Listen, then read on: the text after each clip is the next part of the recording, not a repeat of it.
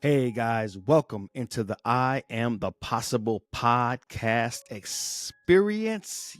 Yes, this is the place where possibilities become perspective. Guys, welcome once again into the space and into the place. I is your host, Treveal C.W. Lynch, Mr. What. And today we're going to be talking about developing clarity, confidence, and courage as a Christian. Guys, listen, I am not on a high horse. I'm not better than anyone out there. Yet, for so many years, I have looked into the eyes of so many brothers and sisters in the faith, and I have seen a lack of clarity, confidence, and courage. I've had so many conversations with so many Christians. I've been in circles, meetings, I've been in ministry side by side with men and women who, when they were honest with themselves and they were honest with me, they didn't have a lot of clarity. They didn't have a lot of confidence. They didn't have a lot of courage in their faith, in themselves, most importantly. And so today I want to share with you something that, for me, in my own personal life, gave me clarity, confidence, and courage. It got me sort of over a bridge. On one side of the bridge, I lacked self-confidence. I lacked direction in life, right? I was timid. I was scared to take risks. I just didn't know what to do sort of with my life. And even after becoming a Christian, I was still kind of just not really knowing what to do. And I crossed the bridge, and on the other side was a great sense of clarity, a great sense of confidence in myself, in God, and a great sense of courage, able to take chances, able to take risks, able to believe in the possibilities, able to believe that the best was going to be my outcome, was going to be my results in any given circumstance or situation. And so today I want to speak to that person. I want to speak to you. If you are a Christian, you are a man or woman of faith, someone who believes in God, you're praying to God, you're looking to God, you're trusting in God, you're attending church service, you're reading your Bible, you're doing all the things, you're sustaining from as best you can from a sinful lifestyle. You're like crossing all the T's, dotting all the I's of Christianity, and yet you find yourself in this thing called life not very clear, not very confident, and not very courageous as it concerns your faith, as it concerns maybe your career path, as it concerns just your overall lifestyle, the things that you are involved in. You seem more like someone who's, instead of going for it, you're more reserved. Instead of participating, you're on the sideline. Instead of doing the thing, you hope and wish and pray that one day, someday, it'll all just work out. I'm speaking to you today because I've been where you've been. I've been where you are. And I've made some progress. And I'm still a work in progress, as we say. I'm still getting there. But I've come along far enough to where now I can start to, in a sense, reach back and pull some others forward. And the truth is, no matter who you are, you've made more progress than perhaps you are really able to fully appreciate. We're all a little further than someone. We can all reach back to some degree and pull someone forward, just as there's someone in front of us that can then pull us forward. We're always in the middle, being pulled and inspired forward and being able to pull and inspire someone else forward. That is always the position that we're in if we are aware of that position. So today, let's get to it. How do we build more clarity? How do we build more confidence? How do we build more courage as a Christian?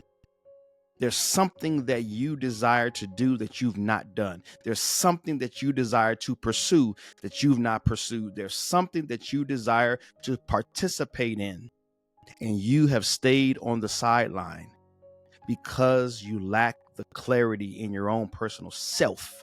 You lack the clarity in your own in your own faith walk as to who you are, what you are, why you are.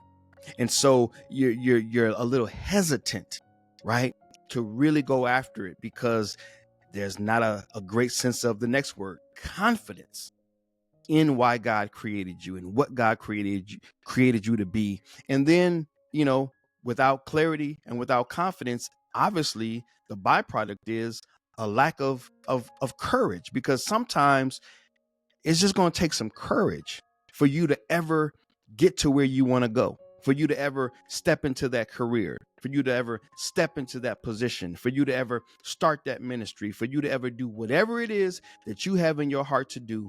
At some point, it's going to take courage. It's going to take you doing something you've never done before, in a space you've never been in before, with people that you've never been around before. It's going to require that at some point.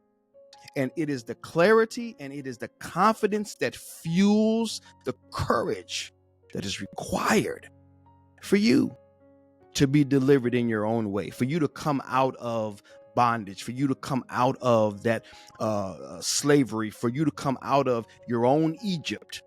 You feel me? Is that Moses experience. You are being pulled out, summoned out, called out of your own personal Egypt into your own personal promised land. But these 3 C's, this clarity, this confidence, and this courage, it's required to get you there. And so today I want to share with you what got me there, what got me in motion, what got me going, what got me not only motivated, but sustained and sustains currently my motivation to pursue the things that I believe that God has created me to do. Here it is. You ready? Spiritual gifts. You have a spiritual gift, and you cannot, you wouldn't believe. And maybe you're one of them, actually, right? But you wouldn't believe how many people I've spoken to, Christians, where I've simply asked the question, hey, do you know what your spiritual gift is? And they'll say, no. I say, have you ever taken a spiritual gifts assessment? No. Have you ever heard of what the gifts of God are? No. This is like a superpower that is being not so much suppressed, but it's just it's not being activated. Think about it like this. You got Clark Kent, right? Maybe you've seen Superman before, right? Okay. You got Clark Kent, and then you got this ability to transform into Superman, right? Superman can do things Clark Kent can't do, right? So the Clark Kent guy has to transform or activate the Superman within him in order to do things that Clark Kent in the other personality is not able to do. I want you to think about your spiritual gift like a Superman. And if you're a woman, you find your superhero, right? That's a woman. Maybe it's Storm from the X-Men, or maybe it's Catwoman, right? From I believe that's DC Comics. But nevertheless, right, you find your own superhero that you can use as an example. And I want you to use that. That's in you. That Superman, that Incredible Hulk. Have you ever noticed, and this is pretty dope, have you ever noticed how superheroes, for the most part, right? I'm not saying all of them for my superhero buffs out there. I'm not saying that this is a all-inclusive statement, but for the most of them, right? For the most part, most superheroes live as one person. They go by one name. They identify as whatever, right? Clark Kent. And for the majority of the world, they know Clark Kent.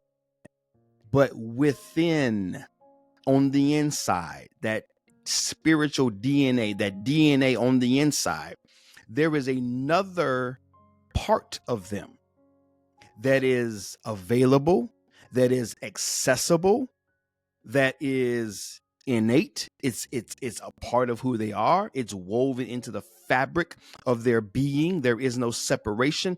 It's in them, and they can tap in, right?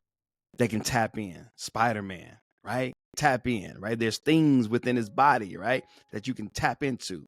Venom, right? Remember Venom? I forgot Venom's like normal human name, but like we just watched the last one, and he walks around as the guy, but at any point in time, he can unleash, he can let out the venom, right? So anyway, my point is your spiritual gift is powerful, man. It's powerful, and you got one. Everybody has one. In fact, we have multiple, to be honest. Every Christian, every person, God was no what they call it. God is no respecter of person. God doesn't pick favorites and picky and choosy and all that. God poured out his gifts on all of humanity. Every person, every man, woman, and child has a spiritual gift. The only thing that's different, that separates us, when I don't even like using that word separate, but the only thing that distinguishes us is that there are those of us who know what ours are, and then there are those of us, and that might be you, who don't know, right? And God's not keeping it a secret. God's not keeping it from you. It's just a level of awareness that spiritual gifts exist. They're right there in the Bible, and we're going to go over some today. They're right there in the Bible, and he calls them out right there. And there are so many assessments online that are absolutely free that you can take, and you can begin a journey. You can begin the process of discovering what your gift is, what it represents in the body of Christ and humanity as a whole, how you can access it, how you can utilize it, how you can improve upon it, how you can increase it and elevate it, right? And you can really start to institute it in every area of your life. That was the case for me. All right. And so I'm going to actually share my screen with you, because I want to share with you what my spiritual gift is, one of them at least, and how I've incorporated it into my life to see so much success, personal growth, development, advancement in life. And then I want to, invite you to take the assessment and begin down this journey, down this path, man, of self-discovery and understanding what God's given you. All right. So let me put me glasses on. I think I'm going to use these glasses today. And let's get into it, man. Let me share my screen. So my spiritual gift right here, go ahead and share it. My spiritual gift is that of a teacher. Okay. And just to show you how easy it is, right? Because I want to remove anything that's going to cause you to shrink back and not do this, right? I want to remove all obstacles. Literally, you can just type it in, right? Now, this is because I already know what mine's is, so I just typed it in. And this is just a normal Google search, okay? So the Google search brings up spiritual gift of teaching. And this is just a quick overview. But again, when you take the assessments, it's going to really break it down for you, give you examples, show you how to utilize it and really put it to work in your life. But let me just read the definition real quick. So the spiritual gift of teaching, a divine, God-given ability to communicate. And I really want to emphasize that, because this definition says biblical truths. And that's true. That's true. I do have that ability. However, I want you to know that this is universally applicable, meaning as a teacher, I'm able to communicate effectively, just communicate. Whatever content you give me, whatever space or place I find myself in, and I've been doing this for over 25 years. I've known this for over 25 years. I can effectively communicate in any space, with any audience, with any crowd, with any subject matter that I'm given. Okay. So it's a universally applicable gift. The reason I share that is because I want you to know that the gifts are not only to be applied in a Christian context. It's not only to be applied within a church context. It is to be applied in any context as you are living and doing life on a normal, everyday, regular basis. And that's where the empowerment really comes. Okay. But let me just finish out the definition, and then I'll get back to the full screen. So spiritual gift of teaching is a divine, God-given ability to communicate biblical truth clearly. That's the key. Clearly, accurately, and relevantly enabling or empowering others to grasp, to be able to really comprehend it, right? To grasp and apply, to put to work God's word for their spiritual growth. Gifted teachers delight in studying, which I do, researching, which I do, the Bible or any subject matter, finding joy in the process of uncovering deeper truth and presenting them in a understandable way. It's all about comprehension. If I speak a lot but you don't understand anything, I've failed as a communicator. My number one job in life, in church, community, wherever I go, my number one job as a teacher is to communicate in such a way that you understand something. It has to be made clear to you. All right. So in relevant or in relatable ways to inspire people to live according to biblical principles and build up the church. In other words, my gift is all about building you up. All right. So let me go ahead and stop sharing. So I speak for the purpose, I communicate for the purpose of your edification, of your empowerment, of your equipping, of you getting better. Right. And that's my soul's cry. I just want to see you get better. I just want to see you improve. And that's something that God gave me. I didn't give that to myself. It was revealed to me, right?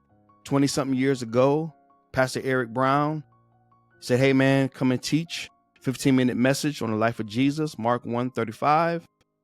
I shared that 15-minute message, my first time ever teaching, ever sharing, right? Fresh from Toledo, Ohio, got here to Southern California. Pastor Eric gave me an opportunity to communicate to a group of men, right?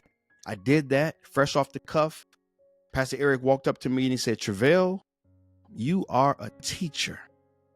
After he said those words to me, it was a wrap. It was over with. For the last 25 years, ever since Eric said that, I've been fine-tuning, working on, building up, developing my craft, right? And some of you guys know my story about me stuttering. So I still have some of that here and there, stumble over words, get tongue-tied. That still shows up. But I love that it still shows up because it gives someone else hope. If I can stutter, if I can stumble over my words, if I can get tongue-tied and still have, here it comes, the clarity, the confidence, the courage to still communicate, I think that's pretty awesome. I think that's pretty awesome that God would use one, even as he would use a Moses. And I'm not comparing myself to Moses. Moses was great. I'm great. You're great. We're all great because we're all made in the image and likeness of God. So there's no ranking in Christianity if we were real with ourselves. But like a Moses story, Moses was afraid to go in and speak to Pharaoh because he was slow of speech. In my own personal life, I guess you could consider me slow of speech. I get tongue-tied, I stutter, I fumble over words. And yet, I'm a public speaker. And yet, I'm a preacher. And yet, I'm an author. And yet, I'm a podcast host. And yet, I'm a small group facilitator. I'm a trainer in corporate America, right? I'm someone that does presentations on a regular. I'm someone that trains the military on a monthly basis. I'm doing all of this communication.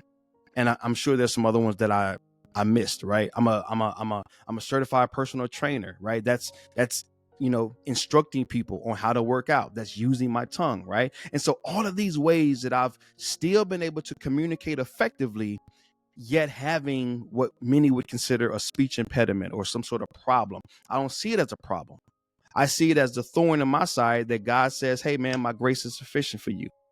I'm going to still use you to speak. I'm going to still sit you in front of folks. I'm going to still put you up front. I'm going to still put you on the stage. I'm going to still send you and you're going to still speak for me.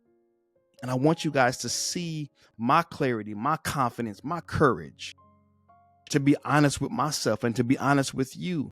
And you too can develop this once you understand what your gift is, because your gift is not going anywhere. It's a part of you. You already have it. It's there. You just may lack awareness.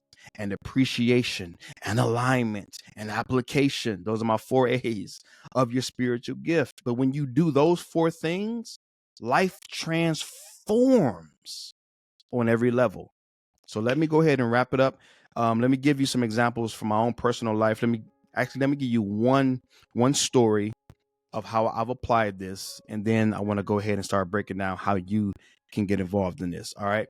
So for me, the gift of teaching has been a blessing in so many areas. It's been a blessing in my marriage.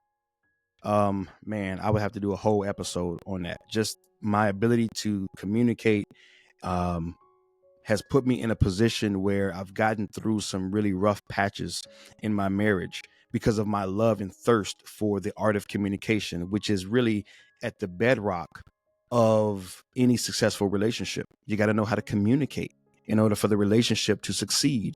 That includes your marriage. So this has blessed me in my marriage. I've got 4 adult children. My ability to communicate and to teach has blessed me as a father. Again, in so many ways, I just don't want to go down these paths because, man, you can get so wrapped up and just, I'll be here 2-3 hours. Okay. But it's blessed my marriage. It's blessed my relationship with my children. It's blessed me in the church. Obviously, I'm a ordained minister, pastor.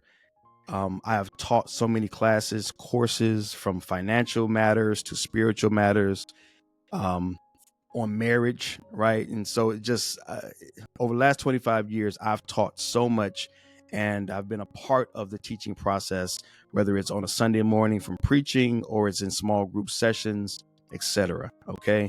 So that's really been a blessing in ministry. It's given me that clarity, that confidence, and that courage in and through ministry. And then lastly, one I think that can really hit home for people and you may struggle with is your career path. I believe that we were all created as contributions, right? And our spiritual gift is at the forefront of our contribution. It's how we communicate. It's how we contribute, right, to the betterment of our society.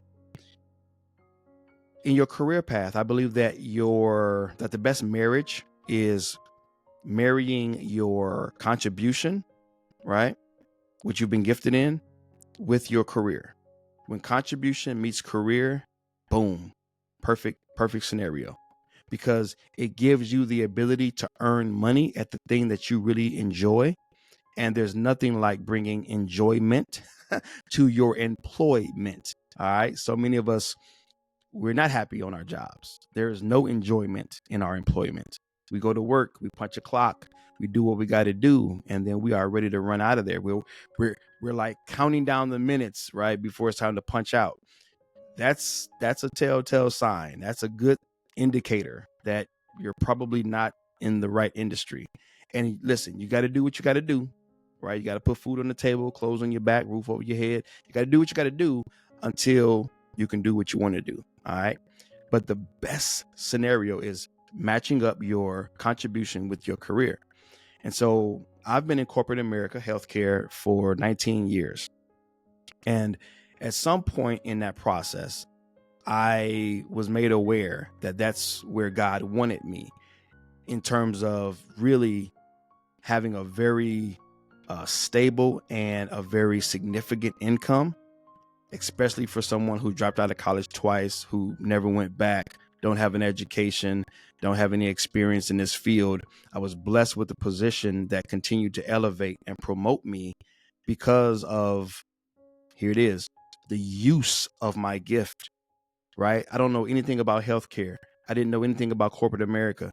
Never dreamed of being in corporate America or healthcare. Didn't want to, but I knew I had 4 kids. I knew I had a wife. I knew I had responsibilities as a man. And so I had to do what I needed to do until I can do what I want to do. And so the more I did this, the more I was unhappy on the job in and of itself, although I was providing for my family, until God revealed to me that I could elevate and advance my career on a financial level, on an influential level, and just a personal satisfaction level. The more I could incorporate my gift or my contribution into my current career. And so one of the things that I did was I, in a sense, repositioned myself as the communicator of the team. So although I was a systems administrator. Although I was working with computers and computer systems, you still got to work with people. So someone still got to send those emails, those mass communications. Someone still got to do presentations. Someone still got to train other people. Someone still got to partner with the IT folks and partner with the leadership, throughout the medical centers. And so I saw an opportunity for me to, in a sense, carve my own niche. Yes, I would still be responsible for projects and for the technical sides of things. But over time, I continued to push. Hey, you need a presentation done? I'm your man. Hey, you need somebody to get up front and talk about this, product? Hey, I'm your man. Oh, you need somebody to go shake some hands at the medical center and build partnership? I'm your man. See, one of the things about public speaking is that it terrifies most people, but it comes natural to me. Most people, I think, beyond death and like phobias like snakes and spiders and stuff like that, public speaking, I think, ranks right up there with the number one fear of most people. Well, how valuable is it for me to take something that other people fear, but it comes easy to me? How valuable is that for me to leverage in my career path, in a career path that I don't really care for, but I see opportunities to do the very thing that I love to do inside of that structure. And it's paid off for me. Without going into any details, I mean, I make a pretty good income, and it's been able to feed the family. It's been able to provide for my children and provide for me. And we have a lot of luxuries, and we have a lot of surplus, and we have a lot of ability to contribute to others and give freely as God would have us to. We're in a really good place, but that's all because of the gift that God's given me and my willingness to increase my clarity, to cultivate the confidence by becoming more and more competent in my gift, and then the courageousness, the courage to have some conversations with my leadership, to be upfront and to be very intentional, to tell them, listen, this is where I feel my strength. Like, these are my strengths. I'm a great communicator. Put me in the front. I'm a great communicator. Send me over there. I'm a great communicator. Let me draft the emails. I'm a great communicator. Let me do the presentation. I'm a great communicator. Let me do the training. I'm a great communicator. And being courageous enough to keep pushing and pushing and pushing until I, in a sense, carved out a space where now I can be sort of that go-to person. And now I teach, I train, I communicate on a daily basis. I'm still able to do the things that I want to do.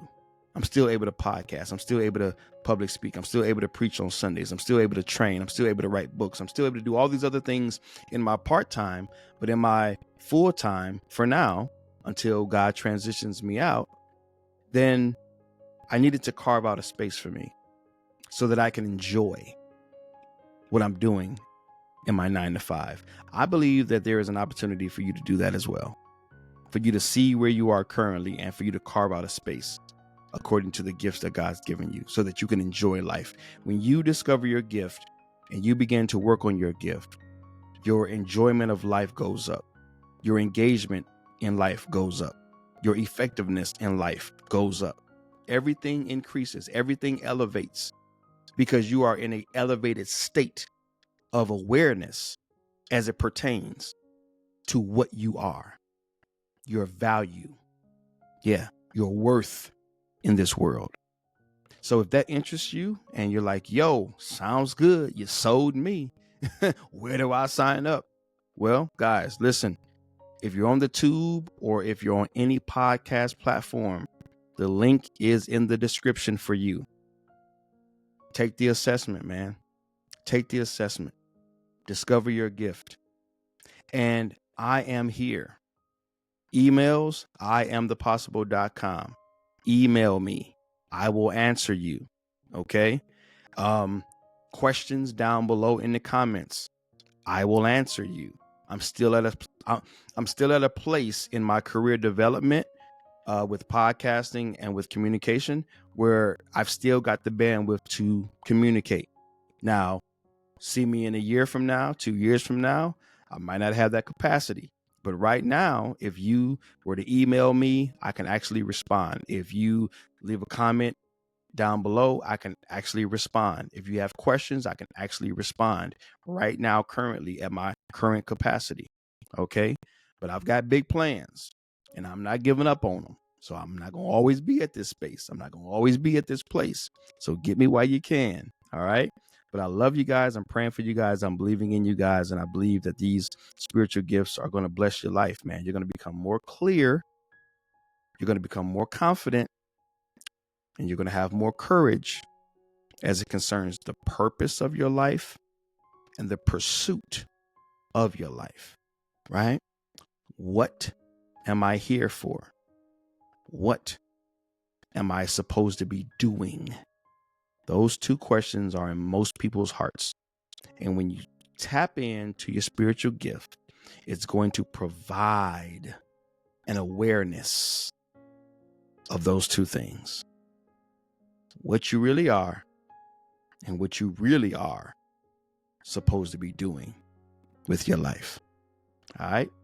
Love you guys. Praying for you guys. Believing in you guys. Until next time, this is Treveal C.W. Lynch, Mr. What? This has been another experience here in the I Am the Possible universe. Love you guys, man. Praying for you guys. Believing in you guys. Please, guys, continue to love yourself. Love our great creator. And love those around you.